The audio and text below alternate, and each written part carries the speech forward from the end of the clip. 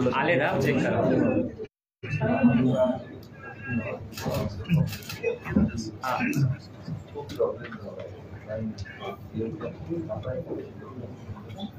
ठीक आहे, सेट.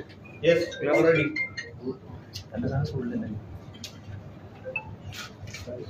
काय सुरुवात करायची आणि काय बोलायचं हा एक मोठा प्रश्न सध्या आपल्या देशात निर्माण झालेला आहे. आज जो निवडणूक आयोगाने निकाल दिलेला आहे हा लोकशाहीच्या दृष्टीने अत्यंत घातक, किंवा मी तर असं म्हणेन की दुर्दैवाने आपल्या देशाच्या स्वातंत्र्याचा अमृत महोत्सव सुरू असताना आपल्या माननीय पंतप्रधानांनी एकदा लाल किल्ल्यावरून घोषणा करायला हरकत नाही की 75 वर्षाचं स्वातंत्र्य आता संपलेलं आहे आणि आता देशातली लोकशाही संपवून आम्ही बेबंदशाहीला सुरुवात केलेली आहे. आजपर्यंत आपण अनेक उदाहरणं पाहिलेली आहेत की जिथे सरकारची दादागिरी चाललेली आहे. अगदी न्याय यंत्रणा सुद्धा आपल्या दबावाखाली कशी येईल याच्याबद्दल गेले काही दिवस केंद्रीय कायदा मंत्री बोलतायत, राज्यसभेचे अध्यक्ष बोलतायत. त्यांना न्यायमूर्ती नेमण्याचे सुद्धा आता अधिकार पाहिजे. मग असंच जर काही चालू राहिलं तर मी जे मगाशी म्हटलं की देशातली लोकशाही संपलेली आहे, लोकशाहीला भावपूर्ण आदरांजली वाहून आम्ही बेबंदशाहीला सुरुवात करत आहोत, हे बोलण्याचं धाडस तरी सर्व यंत्रणा घेऊन एकट्या लढणाऱ्या पंतप्रधानांनी दाखवला पाहिजे. आजचा हा जो काही निर्णय आहे तो अत्यंत अनपेक्षित आहे. कारण जवळपास 6 महिने ही लढाई सर्वोच्च न्यायालयात सुद्धा सुरू आहे. तिची आता 21 तारखेपासून सलग सुनावणी सुरू होईल. आणि मधल्या काळात मी आपल्याशी बोललो होतो की तो निकाल जोपर्यंत लागत नाही तोपर्यंत निवडणूक आयोगाने कोणताही निकाल देऊ नये. पक्ष कोणाचा बरोबर आहे, कोणाच्या बरोबर आहे, हे जर का केवळ आणि केवळ निवडून आलेल्या लोकप्रतिनिधींच्या आकड्यांवरती ठरवायला लागलो तर मग मात्र कोणी धनाढ्य माणूस निवडून आलेले आमदार खासदार विकत घेऊन पक्षाचा सर्वे सर्व होऊ शकतो, देशाचा पंतप्रधान किंवा राज्याचा मुख्यमंत्री सुद्धा होऊ शकतो, हे सुद्धा मी मागे बोललेलो आहे. निवडणूक आयोगाबद्दल एवढंच मी म्हणेन की जी एक केस प्रशांत भूषण यांची एक केस सुरू आहे, नेमकी आता माझ्या लक्षात नाहीये, पण त्यांनी निवडणूक आयुक्ताबद्दलच शंका व्यक्त केलेली आहे की 24 तासात ती फाईल हल्ली कशी आणि यांची नेमणूक झाली कशी. मला आता असं वाटायला लागलेलं आहे की जसं न्यायाधीश नेमण्याची एक प्रक्रिया असते तशीच प्रक्रिया आता निवडणूक आयुक्त नेमण्यासाठी सुद्धा विरोधी पक्षांना सोबत घेऊन सुरुवात करण्याची आता गरज लागलेली आहे. चोराला राजमान्यता देणं हे काही जणांना घोषणावं वाटत असेल, पण शेवटी चोर हा चोरच असतो. आज जी दयनीय अवस्था आमच्यातल्या गद्दारांची झालेली आहे, मिंदे गटाची आणि त्यांना मांडीवर घेतलेल्या जगातल्या सगळ्यात मोठ्या पक्षाची जी एक दयनीय अवस्था झालेली आहे, त्यांना स्वतः लढण्याची हिंमत नाहीये. मी अनेकदा त्यांना आव्हान दिलेलं आहे की हिंमत असेल तर निवडणुका घ्या, अगदी लोकसभा पासून महापालिका तुम्ही एकत्र घ्या. ती निवडणूक घेण्याची काही त्यांची हिंमत झाली नाही. आता मला अशी शक्यता वाटायला लागलेली आहे की ज्या पद्धतीने त्यांनी धनुष्यबाण आणि शिवसेना हे मिंदे गटाला दिलेलं आहे, म्हणजेच असं की कदाचित येत्या 1-2 महिन्यामध्ये निवडणुका सुद्धा जाहीर होऊ शकतील महापालिकेच्या. कारण त्यांना कोणत्याही परिस्थितीत मुंबई महापालिका जिंकायचे, मुंबईच्या हातामध्ये भिकेचा कटोरा देऊन दिल्लीश्वरांच्या दारात उभी करायचे, ते जे काही त्यांचं स्वप्न आहे ते स्वप्न धनुष्यबाण त्यांना देऊन ते साकार करण्याचा प्रयत्न कदाचित करतील. न सांगावं, कदाचित उद्या आमची मशाल चिन्ह जे आहे चिन्ह ते सुद्धा ते घेतील. पण मशाल आता पेटलेली आहे. जेवढा अन्याय यंत्रणांचा वापर करून तुम्ही आमच्यावरती कराल त्या प्रत्येक अन्यायाचा बदला महाराष्ट्रातली जनता घेतल्याशिवाय राहणार नाही याची मला खात्री आहे. ठीक आहे, आजच्या पुरतं तरी त्यांनी धनुष्यबाण चोरलेलं आहे.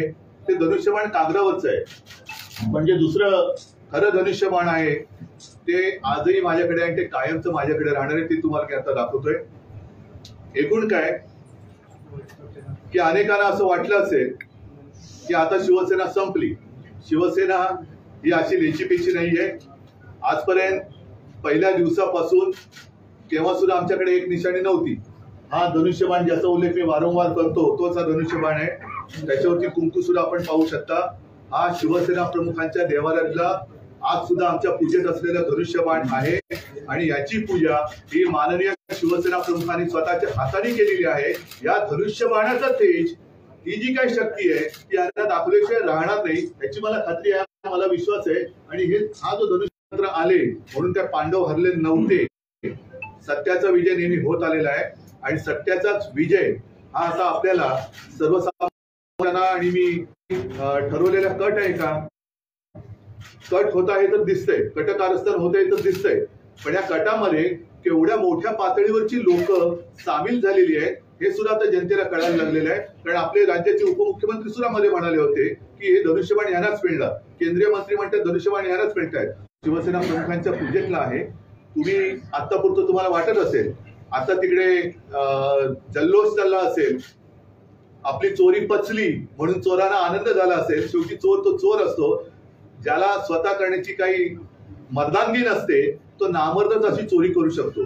म्हणून नामर्द कितीतरी मातला मर्द होऊ शकत नाही, हे सत्य आहे. त्याच्यामुळे आम्ही जोपर्यंत सुप्रीम कोर्टात जात नाही, कारण आता आज शुक्रवार आहे, लवकरात लवकर आम्ही जाणार, तोपर्यंत त्यांना धनुष्यबाणाचे पेढे खाऊ द्या. धनुष्यबाण त्यांनी चोरल्याचा आनंद त्यांना मिळू द्या. शेवटी चोर बाजारालाच जर का मान्यता मिळणार असेल तर मग मी तर कुठे खचलेलं नाहीये. मी पहिल्या दिवशी सुद्धा सांगितलं होतं की ही लढाई आता शेवटपर्यंत आपल्याला लढावीच लागेल आणि विजय आपलाच होणार. फक्त हिंमत सोडू नका, जिद्द खचून देऊ नका. बस मैदानात उतरलोय, आता विजयाशिवाय माघारी परतायचं नाही, एवढंच मी सगळ्यांना आवाहन करतो. बाकी आणखीन मला जे काय बोलायचं असेल ते येत्या 1-2 दिवसामध्ये मी वाटलं तर पुन्हा बोलेन. पण तूर्त मला असं वाटतं की चोरी त्यांना काही काळ पचली अशी वाटत असेल, पण ही चोरी त्यांना पचणार नाहीये. परत सांगतो की त्यांना शिवसेना प्रमुखांचा फोटो चोरावा लागतोय, त्यांना शिवसेना हे नाव चोरावं लागलंय, त्यांना शिवसेनेचं धनुष्यबाण चोरावं लागलेलं आहे. असे चोर कधीही मर्दानगी गाजवू शकत नाहीत. म्हणून हे नामर्दानो, तुम्हाला ही चोरी पचली अशी वाटत असेल तरी ती तशी पचणारी नाही, एवढं लक्षात ठेवा. आणि जनता याचा पुरेपूर बदला कोणत्याही येणाऱ्या निवडणुकीत घेतल्याशिवाय राहणार नाही.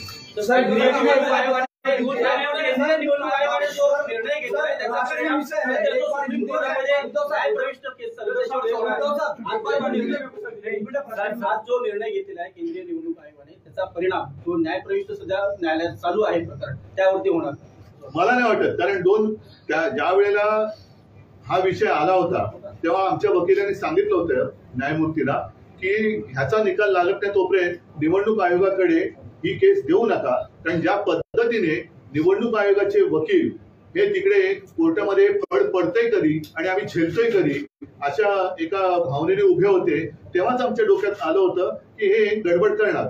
आणि त्याप्रमाणे त्यांनी अंधेरीच्या पोटनिवडणुकीच्या आधी ही गडबड केलीच.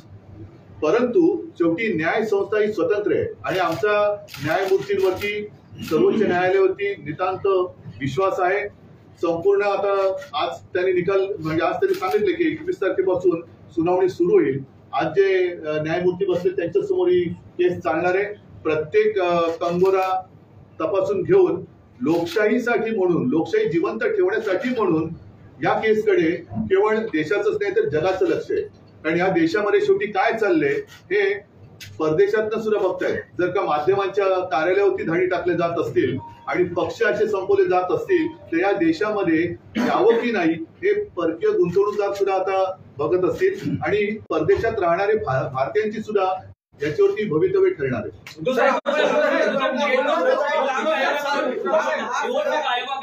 मुद्दा माझ्याकडून सुटला होता, तुम्हाला मी खास आभार मानतो.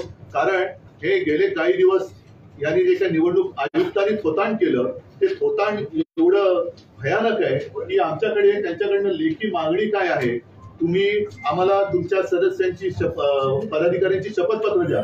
ती शपथ उद्धवजी भाजप असं देखील म्हणतात, हा बाळासाहेब ठाकरे यांच्या विचारांचा विजय झालेला असं. बाळासाहेब ठाकरेंचा विजय हा बाळासाहेब ठाकरेंचे विचार त्यांना कधी कळलेच नाही. कारण बाळासाहेब ठाकरेंनी कधी कोणाचे गुलाम व्हा हा विचार कधीच दिला नव्हता. अन्यायाची लढा, अन्यायाला लाथ मारा आणि ती लाथ मी त्यावेळेला मारली. त्याच्यामुळे आज सुद्धा आम्ही पोटनिवडणूक जिंकलोच ना, का नाही त्यावेळेला निवडणूक लढलात तुम्ही? बाळासाहेबांचे विचार हे पहिले समजून घ्यायला पाहिजे. दुसऱ्याचा नेता चोरायचा, दुसऱ्याचे विचार चोरल्यासारखं दाखवायचं, दुसऱ्याचं चिन्ह चोरायचं आणि जिंकलं की नाही, जिंकू शकत नाही ते तसे. पण त्यांची दयनीय अवस्था मी परत सांगतो की एवढी झाले की त्यांना महाराष्ट्रामध्ये शिवसेना बाळासाहेब ह्याशिवाय भाजपा निवडणुकीत पुढे जाऊ शकत नाही हे त्यांना कळून चुकले. महाराष्ट्रामध्ये मोदी नाव चालत नाही हे त्यांना कळलेलं आहे. म्हणून त्यांना आता शिवसेना प्रमुखांचा तो एक जमाना होता की त्यावेळेला सभेमध्ये मोदींचे मुखवटे घालून माणसं यायचे. आता ते सुद्धा बाळासाहेबांचे मुखवटे घालून लोकांसोबत फिरवू लागले. तर शेवटी मुखवटा हे कळतंय, मुखवटा घातला म्हणजे विचार नाही येत. हा जो प्रश्न आहे आपल्यावर, जो आता हा जो निर्णय गेला आपल्या विरुद्ध, ही वेळ आहे की सर्व विरोधी पक्षांनी एकत्रित येऊन, कारण आज तुमच्यावरही पाळी आली आहे, इतर विरोधकांवरती अशा प्रकारचा दबाव आहे. तुमच्यावरती पण पाळी येऊ शकते, कारण बीबीसीच्या कार्यालयावरती धाडी पडलाय. तुम्ही सुद्धा एकत्र आलं पाहिजे. नाही, विरोधी पक्ष म्हणून एकत्र आलं पाहिजे, पण विरोधीच का? ज्यांना या देशात लोकशाही पाहिजे, टिकायला पाहिजे, देशात लोकशाही असायला पाहिजे हे ज्यांना वाटते त्या सगळ्यांनी एकत्र आलं पाहिजे, सगळ्या नागरिकांनी एकत्र आलं पाहिजे आणि सगळ्या प्रसार माध्यमांनी एकत्र यायला पाहिजे. सर एक बार टिकलं पाहिजे.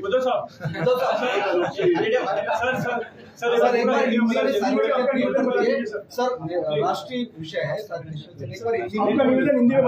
क्या बताऊं, पूछो मुझे. सारी चीजें चुनाव आयोग का फैसला है, देख रहे हैं उसे किस तरह से देख रहे हैं, क्योंकि पिछले 6 महीने से ये लड़ाई शुरू थी. आपने शपथ पत्र भी चुनाव आयोग को दी थी, लेकिन आज ये डिसीजन चुनाव आयोग का निकल रहा है. ये सरासर अन्याय है. मैंने जैसे कहा कि अब अपने देश में तानाशाही की शुरुआत हो गई है. ऐसा ऐलान अपने प्रधानमंत्री कर दे तो ज्यादा अच्छा रहेगा, क्योंकि अब प्रजातंत्र तो देश में रहा नहीं. और जिस तरीके से उन्होंने आज फैसला सुनाया है, इतने दिनों से हमारे पीछे वो पड़े थे और जिस फॉर्मेट में उन्होंने जो भी मांगा, वो एफिडेविट था, फिर हमारे जितने सारे मेंबर्स है उनके भी सदस्य पत्र थे, लाखों के संख्या में हमने उनको दे दिए थे. इसके बावजूद आज वो अगर कहते हैं कि सिर्फ विधायक और सांसदों के ऊपर पार्टी किसके पास है ये तय उन्होंने किया, तो ये अन्याय है. फिर इतने दिनों तक हमें क्यों ये सब एक्सरसाइज करवाया? पार्टी तो मेरे साथ है, आम जनता तो मेरे साथ है, और इसलिए मैंने कहा कि लगातार मैं चुनौती देते आया कि हिम्मत है तो सामने आ जाओ, मैदान में आ जाओ, चुनाव ले लो. चुनाव लेने की तो उनमें हिम्मत नहीं थी, लेकिन अब ऐसे लग रहा है. हालांकि आज अपने महाराष्ट्र में 2 उपचुनाव चल रहे हैं. म्हणजे साधारणतः आपण असं मानतो की आचारसंहिता असताना तिकडे कोणी काय करू नये. अगर वो कानून खुद निवडणूक आयोग ही तोड़ रहा है, जिस राज्य में आचार संहिता जारी है उसी वक्त उन्होंने फैसला दिया है, तो अब ऐसे लगने लगा कि जिस जल्दबाजी में उन्होंने हमारा धनुष्यबाण और नाम उनको दे दिया है, तो शायद अब आने वाले 2-3 महीने में वो इलेक्शन भी ले लेंगे. साहेब, राज ठाकरे ट्वीट केलंय सर आपने कहा था कि लाल किले से प्रधानमंत्री को ऐलान करना चाहिए. अगर देखो, हम तो कहते कि अब तो वो तो कहते हैं कि पहले कांग्रेस ने भी सरकार गिराई थी, उन्होंने भी, अगर उन्होंने ऐसे किया था तो इसलिए तो अब तो लोगों ने चुन कर लाया ना वहां पर. अगर कांग्रेस ने उस वक्त इमरजेंसी लागू की थी तो आप भी इमरजेंसी लागू करना चाहते हैं. लेकिन उस वक्त इंदिरा जी में इतनी एक हिम्मत थी कि हाँ भाई इमरजेंसी देश में डिक्लेयर कर रही हूँ, उन्होंने डिक्लेयर किया था. ये तो इसमें हिम्मत नहीं है. सर आपने कहा कि चुनाव आयोग निष्पक्ष नहीं है, तब ये फैसला सुना है. क्या आप इस फैसले को सर्वोच्च न्यायालय में चुनौती देंगे? क्या सर्वोच्च न्यायालय आपको अभी भी निष्पक्ष लग रहा है? बिल्कुल लग रहा है, और हमारा मानना है कि वो अभी आखिरी एक उम्मीद है. देश की जो कोर्ट है, देश का सर्वोच्च कोर्ट है, वो आखिरी उम्मीद रही है कि ये प्रजातंत्र देश में जिंदा रहे या मर जाए. इलेक्शन कमिश्नर की नियुक्ती को लेकर नए सिस्टम की जरूरत है. बाळासाहेब ठाकरेंच्या भाषणाचा एक व्हिडिओ ट्वीट केलाय. सर इलेक्शन कमिश्नर की नियुक्ति को लेकर जिस तरह से न्यायाधीशों की नियुक्ति हुई उस तरह का एक पैनल होना चाहिए. पैनल होना चाहिए, क्योंकि ये तो सरासर दिख रहा है कि उनका गुलाम है. ये इलेक्शन कमिश्नर है और उनके खिलाफ प्रशांत भूषण जी केस भी लड़ रहे हैं. उन्होंने सब वो मुद्दे दिए हैं कि कैसे 24 घंटों में उनकी फाइल हिली, कैसे क्या हुआ. तो जिस तरीके से अब वो न्याय व्यवस्था भी अपने अमल के नीचे लेना चाहते. सर भाजपा के लोग कह रहे हैं कि ये बाला साहब ठाकरे के विचारों की जीत है कि भाजपा के कौन से लोग, क्योंकि भाजपा के असली लोग जो है, भाजपा के असली लोग है दिखाई नहीं दे रहे. सब बाजारू लोग वहाँ है. और वही ज्यादा भगते हैं। सर निवडणूक आयोग सर आपने पीएम को टारगेट करके एक बात कही कि पीएम को टारगेट नहीं मैंने किया, क्योंकि आप तो पीएम हैं और अगर वो इसमें दखल-अंदाजी देते हैं तो ऐसी खुलेआम प्रजातंत्र की हत्या नहीं होती। सर सर इस फैसले से क्या शिव सैनिकों का मनोबल गिरेगा, पार्टी नहीं। थोड़ा हताश हो जाएगी? बिल्कुल नहीं, शिवसेना तो और जोर से ऊपर आएगी। और अब मैं जो कह रहा हूँ लिख कर रखो, सिर्फ शिवसेना ही नहीं, आम जनता शिवसेना के साथ रहेगी। उद्धव साहेब, आपण सांगितलं की कदाचित महापालिका किंवा स्थानिक स्वराज्य संस्थेच्या निवडणुका सुद्धा एकतर लागल्या जातील, अशा परिस्थितीमध्ये तुमच्याकडे धनुष्यबाण नाही या निम्म्या पक्षातले निम्मे आमदार गेलेले आहेत, खासदार गेलेले आहेत, अशा परिस्थितीमध्ये पुढील निकाल काय लागतील असं वाटतं? पुढे एक जर आम्ही मध्ये एक मिनिट, हीच परिस्थिती होती जेव्हा अंधेरीची पोटनिवडणूक झाली, तेव्हाही माझ्याकडे धनुष्यबाण नव्हतं, तेव्हा सुद्धा गद्दाराने गद्दारी केलेलीच होती। तरी सुद्धा ज्या वेळेला सार्वत्रिक निवडणूक जेवढं मतदान झालं होतं त्याच्याहून जास्त मतदान पोटनिवडणुकीत झाले, मशाल चिन्हावरती झाले। आता तर मला असं वाटतं की जेवढ्या नीचपणाने हे खेळतायत, कदाचित उद्या आमची मशाल सुद्धा काढून घेतील। हे पायदास तुम्ही रेकॉर्ड करून ठेवा। कदाचित उद्या हे केंद्र सरकारचे गुलाम जे तिकडे आयुक्त बसलेले आहेत, हे उद्या आमची मशाल पण काढून घेतील आणि त्याची आम्ही सगळ्यांनी तयारी ठेवली पाहिजे की मशालीची धग काय असते यांना दाखवलं जाईल। सर सीएम आवास से लेकर जगह जगह पर सेलिब्रेशन हो रहा है। अरे एक दिन तो चोरों को जश्न मनाने दो। सिर्फ उनको इतना ध्यान में रखना चाहिए कि ये चोरी है, अपना खुद का बनाया हुआ कुछ नहीं है। वो बाबा साहब को चुराना चाहते हैं, धनुष्यबाण को चुराना चाहते हैं, तो चोरी भी क्या मत बन गए। सर अमित शहा महाराष्ट्राच्या दौऱ्यावर आहेत, अमित शहा महाराष्ट्राच्या दौऱ्यावर आहेत, त्याच दरम्यान हा निकाल येतोय। हे सगळं काय तुम्हाला वाटतं, म्हणजे अमित शहा आता काय सगळे जर का वरपासून खालपर्यंत मिळालेले असतील आणि सगळ्यांनी जर का हातात हात धरून, मला फक्त एवढंच म्हणायचंय की आपल्या देशातला जो एक लोकशाही म्हणून विषय आहे तो आपण आपल्या डोळ्यादेखत संपवताना गपचूपपणे पाहणार आहोत का, हा मुद्दा केवळ महाराष्ट्रातल्या नव्हे तर देशातल्या जनतेने विचार केला पाहिजे। आणि त्यावेळेला जशी त्या वेळेला इंदिरा गांधींना देशाने नाही म्हटलं तरी शिक्षा दिली होती, इंदिरा गांधींचा पराभव केला होता, त्यांना पर्याय कोण हा विचार न करता त्यांना हरवलं होतं। तसाच विचार करण्याची आता वेळ आलेली की पर्याय कोणी असेल पण हे जुलमी अत्याचारी राजवट नको, हा विचार आता देशातल्या प्रत्येकाने केला पाहिजे। सर आपने मराठी में कहा बाला साहब धनुष्यबाण का निशान दिखा, आपने बाला साहब उसकी पूजा करते थे। हाँ सर, उसी को थोड़ा सा हिंदी में आप एक्सप्लेन कर दीजिए। एक से दूसरी, जो एक केंद्रीय मंत्री ने कहा था कि धनुष्यबाण इनको दे दो, उसको लेकर आपने इन दोनों सवालों का हिंदी में जवाब। अभी आपने जो सवाल पूछे उसमें उत्तर आ ही गए ना। धनुष्यबाण तो मैंने पहले दिखाया आपको, वही धनुष्यबाण है जिसकी पूजा आज भी होती है और जिसकी पूजा बाला साहब अपने हाथों से करते थे। तो इन्होंने भले कागज पे धनुष्यबाण चुराया होगा, लेकिन असली धनुष्यबाण मेरे पास है। और उस धनुष्यबाण की ताकत जिसकी पूजा बाला साहब ने की है, वो जो उसमें शक्ति है, वो शक्ति की ताकत इनको दिखेगी। मोदी का चेहरा महाराष्ट्र में क्यों नहीं चलता? आपने कहा कि मोदी का चेहरा महाराष्ट्र में नहीं चलता। वो पता चला मोदी का चेहरा महाराष्ट्र में नहीं चलता, इसलिए अब बाला साहब का नकाब पहन के वो सारे भाजपाई मैदान में उतरना चाहते हैं। बाला साहब नाम ही चल रहा है, धनुष्यबाण चलता है, शिवसेना चलता है, भाजपा की जादू नहीं चल रही है। जो पिछले चुनाव हो गए 5, उनमें से कितना भाजप सिर्फ एक जीत गई पदवीधर मध्ये, आणि तो सुद्धा उमेदवार आमचा चोरलेला। मग उमेदवार भी उनको चोरी करना पड़ता है। देखील उद्धव साहेब एक मोठं आव्हान असणार आहे, कारण आजही 7 जजेसच्या कॉन्स्टिट्यूशन बेंचकडे हे प्रकरण वर्ग करण्यासाठी एक रिमार्क पास केले गेलेला आहे की 21 फेब्रुवारीला आपण विचार करू, तोपर्यंत आमच्याकडे तो आव्हान, त्याला तुम्ही कसं आव्हान काय जो असं शेवटी जर 5 न्यायमूर्ती त्यांच्या न्याय देऊ शकत असेल तर आम्हाला काही अडचण नाहीये। आणि आमचं म्हणणं एवढंच आहे की जसं आता निवडणूक आयोगाने एक खेळ केला की त्यांनी प्रतिज्ञापत्र आमच्याकडनं घेतली, त्यांनी सदस्यपत्र आमच्याकडनं घेतली आणि वर्करनी सगळं आम्ही खूप खोलात जातो असं दाखवून, मी मगाशी म्हटलं ते परत सांगतो की शेड खायचं ते खाल्लंच।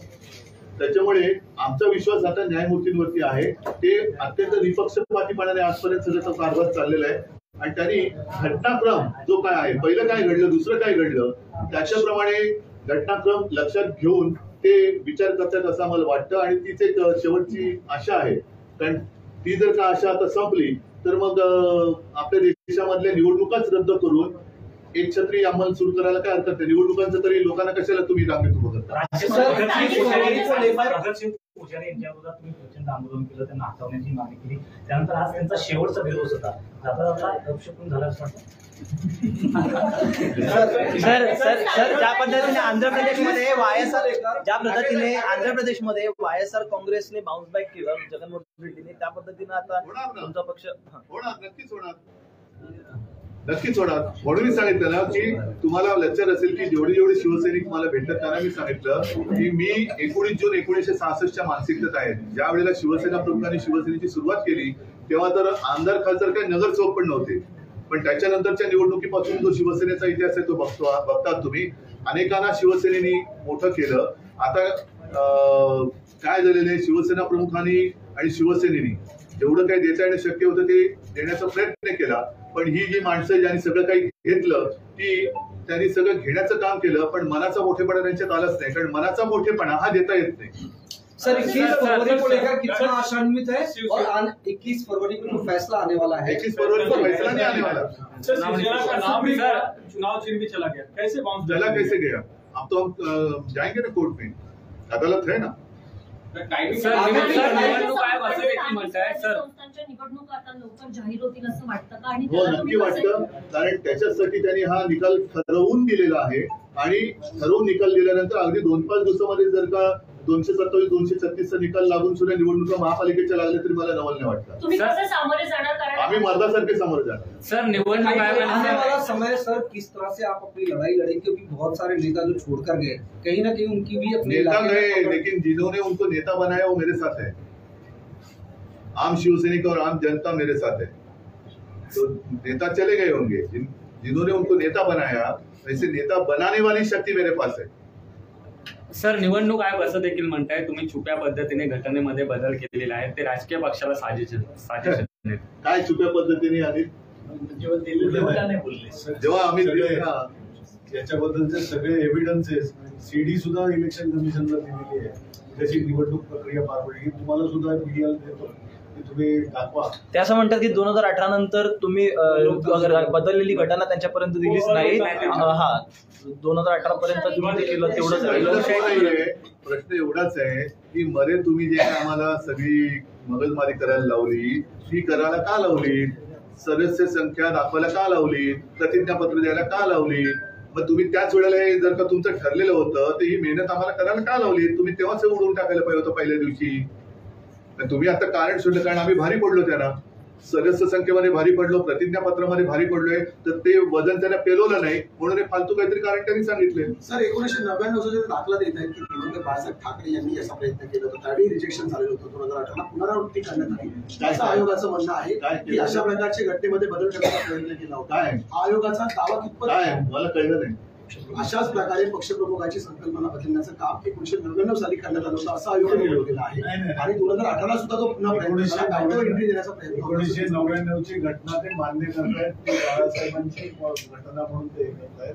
1999 नंतर ज्या वेळेला 5-5 वर्षांनी पक्षांतर्गत निवडणुका झाल्या त्यावेळेला पक्षांमध्ये बऱ्याचदा एखादं पद निर्माण करायचं असेल किंवा काहींना उपनेते करायचे असतील, काहींना नेते करायचे असतील तर त्या अमेंडमेंट्स करायला लागतात. त्या अमेंडमेंट्स त्या घटनेमध्ये इम्बिल्ट होतात आणि ते नवीन सुधारलेली अमेंडेड घटना ही इलेक्शन कमिशनला दर 5 वर्षांनी जाते. त्याच्याबरोबर सीडी जाते, सगळ्याचा रेकॉर्ड आमच्या जवळ आहे, एक्नॉलेजमेंट त्यांनी दिलेले आहेत आणि त्याला जर आता हे बोलत नसतील तर मग तुम्ही हे पक्षाचे एवढे प्रतिनिधी आहात, पक्षाचे एवढे पदाधिकारी आहेत, त्यांची एफिडेव्हिट द्या, त्यांचं सगळं तुमचं त्यांना पाहिजे त्या विहित नमुन्यांमध्ये द्या, हे वगैरे त्याच्यामध्ये पत्र आहेत त्यांचे. एक मिनिट, ही आमची काही घरची रद्दी नव्हती लिहून दिली त्यांना आणि आता ते रद्दीमध्ये विकणार का आमची शपथपत्र आणि सदस्याची आहे? तेवढंच निवडणूक आयोगाला कमाई होईल, कारण लाखाच्या संख्येमध्ये आम्ही दिलेले आहे, ती काय रद्दीने दिली. सर एक शेवटचा प्रश्न सर, आपण आता आपल्याकडे एकच आहे की शिवसेना भवन ही इमारत आपल्याकडे आहे. उद्या जर तिच्यावरती दावा केला तर असं काय काय मोगलही आली का? मशाल चिन्ह काढून घेण्याचा प्रयत्न होईल की काय अशी भीती तुम्हाला वाटते? मशाल चिन्ह काढून नाही, ज्या पद्धतीने हलकटपणा चाललेला आहे तो हलकटपणा बघितल्यानंतर धनुष्यबाण त्यांनी घेतला, उद्या मशाल पण काढून घेतील आणि मशाल काढून घेतील आणि निवडणुका लावतील. ज्या समता पार्टीनं निवडणूक आयोगामध्ये मशाल चिन्हावरती दावा केला होता तीच समता पार्टी मशाल चिन्हावरती पुन्हा दावा करण्यासाठी सुप्रीम कोर्टात जाणार असल्याचं कळते. समता पार्टीला मला काय म्हटलं, काय वाटेल ते करतील ते, पण शेवटी हाथात येईल ते हत्यार. उद्धव जी, लोकशाहीच्या लढाईमध्ये महाविकास आघाड़ी के नेताओं की बात हुई, फैसले आने के बाद से कांग्रेस से किसी ने बात की आपसे? पहले आपसे बात करो सर आगे की रणनीती क्या है जाणून घेत होता. प्रचंड रोष आहे शिवसेनेचा. तेच माझं म्हणणं आहे. तुम्ही सर्वसामान्य शिवसैनिकांशी संवाद साधण्यासाठी एखादी सभा किंवा एखादी जेवण आज पहिलं म्हणून मी तातडीने तुमच्या माध्यमातून मी माझ्या शिवसैनिकांशी बोलतोय, माझ्या भावना त्यांच्या बरोबर मी शेअर करतोय आणि महाराष्ट्रातली जनता ही खूप जागरूक आहे, खूप संवेदनशील आहे आणि त्या जनतेला हे पटणारं नाहीये. शेवटी अन्यायाविरुद्ध लढणार हा महाराष्ट्र आहे आणि अन्यायाविरुद्ध लढण्यामध्ये महाराष्ट्र नेहमी अग्रेसर राहिलेला आहे, तो याही वेळेला राहील. सर आगे की रणनीति क्या हो? सर एक हिंदी का सवाल, आखिरी सवाल सर. जय हिंद, जय महाराष्ट्र. ठीक है.